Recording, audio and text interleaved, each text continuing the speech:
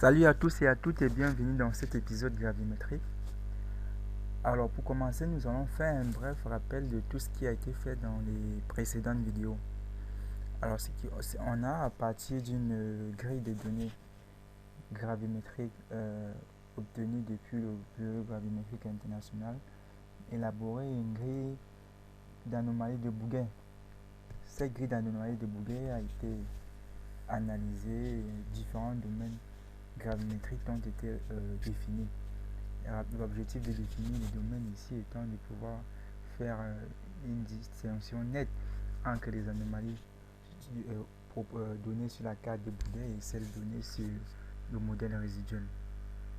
Par la suite, nous avons eu à calculer le spectre radial associé à la grille d'anomalies de Bouguer, l'objectif étant de définir les différents domaines de fréquence et choisir dans quel domaine de fréquence nous allons travailler. On a donc obtenu de travailler dans le domaine de fréquence concernant les sources de proche surface. Alors, grâce à ça, une approche de séparation basée sur le prolongement vers le haut a été adoptée grâce aux différents cartes prolongées correspondant ici, n'est-ce pas, aux différentes cartes régionales. Des modèles résiduels ont été obtenus à différentes profondeurs. Alors, l'analyse spectrale appliquée à chacune des cartes d'anomalies résiduelles obtenues ici a permis de comprendre que le modèle résiduel obtenu à partir d'un prolongement à 3000 mètres, c'est-à-dire qui correspond à un résiduel dont la profondeur d'investigation est de 1500 mètres d'après le principe défini par Jacobsen en 1987. Alors, le spectre de puissance associé donc à cette résiduelle montre effectivement que on se trouve dans un domaine de proche-surface dont la profondeur maximale d'investigation approche les 2 km. Donc, grâce à ça, on a donc pu considérer ce modèle résiduel comme étant le modèle à utiliser dans les vidéos, dans les prochaines étapes. Alors, notons que l'objectif de tout ce qui va donc suivre sera de faire une interprétation structurale, de faire une cartographie des unités lithologiques majeures du domaine d'étude et de combiner donc le modèle structural, le modèle lithologique pour élaborer une carte géologique de la zone. Donc pour pouvoir atteindre tous ces objectifs, nous allons donc procéder par étapes et chaque vidéo qui va suivre sera une étape vers l'atteinte de ces différents objectifs. Pour la suite de ces vidéos, nous allons voir comment calculer la magnitude du gradient horizontal associé à notre grille résiduelle à 1500 mètres de profondeur. Nous allons donc pour cela venir ici sur le menu grille de Oasis, filtre, on va choisir horizontal gradient.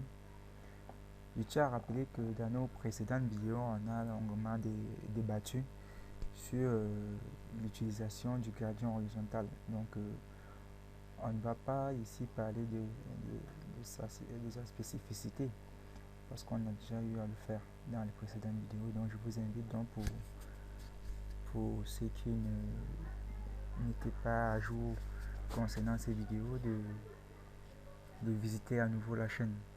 Donc ici, on va donc calculer la magnitude du gradient horizontal qui est ici gradient magnitude. Et on va calculer la magnitude du gradient horizontal associé à la résiduelle à 1500 mètres de profondeur qui correspond, n'est-ce pas, à un prolongement vers le haut à 3000 de la carte d'anomalie de Bouguer, puis une soustraction entre la Bouguer et la carte prolongée. Donc c'est cette différence là qui permet d'obtenir ce modèle résiduel. Donc en sortie, on va obtenir la magnitude du gradient horizontal qu'on va appeler MGH de la résiduelle à 1500. Donc c'est toujours mieux de spécifier comme ceci pour à chaque fois se rappeler que c'est la résiduelle à 1500 mètres qu'il faut considérer. Donc on va donc mettre OK, donc on a là notre carte de magnitude du gradient horizontal. Nous pouvons donc ensuite faire rapidement une mise en page de notre carte de magnitude du gradient horizontal comme nous avons eu à effectuer dans notre précédente vidéo portant sur la mise en page des modèles gravimétriques. Donc comme vous pouvez le constater, ce modèle-ci s'exprime en milligales par mètre parce que nous travaillons en termes. Donc nous aurons le temps dans les prochaines vidéos de voir à quoi est-ce que ce modèle va servir pour notre interprétation. Donc je vous dis à bientôt dans une prochaine vidéo. C'est la fin de cette vidéo. N'oubliez pas d'aimer cette vidéo, de vous abonner et de partager cette vidéo dans vos différents réseaux sociaux.